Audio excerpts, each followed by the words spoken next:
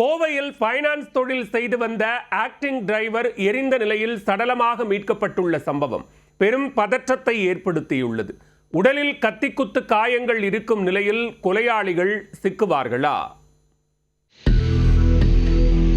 கோவை மாநகர் ஆர்எஸ்புரம் பட்டு நூல்கார் சந்து பகுதியைச் சேர்ந்தவர் 27 வயதான அபுதாஹிர் பாஷா. ஆக்டிங் டிரைவராக பணிபுரிந்து வந்த இவர் தனது நண்பர் ஒருவருடன் சேர்ந்து ஃபைனான்ஸ் தொழிலும் நடத்தி வந்துள்ளார். கடந்த 29ஆம் தேதி மாலை வழக்கம் போல வீட்டை விட்டு வெளியே சென்றுள்ளார். அதன் பின்னர் இரவு 8 மணி அளவில் அவர் வீட்டின் அருகில் நின்று கொண்டிருந்ததை அவருடைய தாய் ஃபாத்திமா பார்த்துள்ளார். வழக்கமாக இரவு 11 மணிக்குள் வீட்டிற்கு திரும்பிவிடும் நிலையில் அன்றைய தினம் நீண்ட நேரமாகியும் அவர் வீட்டிற்கு வரவில்லை. இதனால் பதற்றமடைந்த குடும்பத்தினர் அவரது செல்போன் எண்ணிற்கு தொடர்பு கொண்ட பொழுது அவரது செல்போன் சுவிட்ச் ஆஃப் ஆகி இருந்துள்ளது.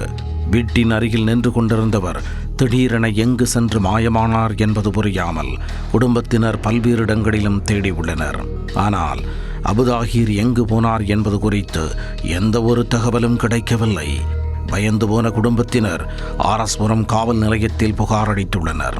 போலீசார் வழக்கு பதிவு செய்து மாயமான அபுதாஹிர் பாஷாவை தீவிரமாக தேடி வந்தனர். அப்போது சிரியன் சர்ச் ரோடு பகுதியில் சாக்கடையில் ஆண் பிணம் ஒன்று எரிந்த நிலையில் கிடப்பதாக போலீசாருக்கு தகவல் கிடைத்தது.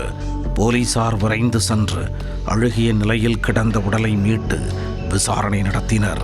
விசாரணையில் அது மாயமான அபுதாஹிர் பாஷா என்பது தெரிய வந்தது. மேலும் அவரது வயிற்றில் கத்தியால் தாக்கிய காயம் இருந்துள்ளது.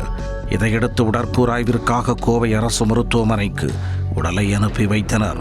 காணாமல் போனதாக பதியப்பட்ட வழக்கை போலீசார் கொலை வழக்காக மாற்றி பதிவு செய்து தீவிர விசாரணை மேற்கொண்டு வருகின்றனர். அபுதாஹிரை யார் கொலை செய்தது? எதற்காக கொலை செய்தனர்?